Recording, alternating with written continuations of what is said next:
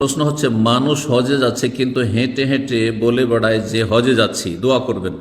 এইরূপ কি সবার কাছে বলে বেড়ানো যাবে? এটা এখলাস সে পরিপন্থী।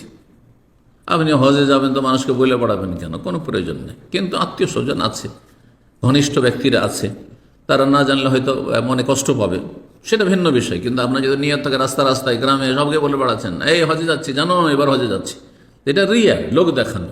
লোক দেখানো যতটা আপনার আচরণ হবে ততটা নেকি কমে যাবে। পুরোটা যদি লোক দেখানো হয় যে হজই করছেন লোক দেখানো, তাহলে কিছুই পাবেন না, জিরো একবারে। আর যতটা বেশি লোককে শোনাবেন না, জানাবেন, উদ্দেশ্য জানান, তাহাজ্জুদ পড়ছেন আর তার বন্ধু বান্ধব মহলে বলছেন যে আজকে তাহাজ্জুদের সময় উঠেছিল, আরে বলার দরকার কি আপনার?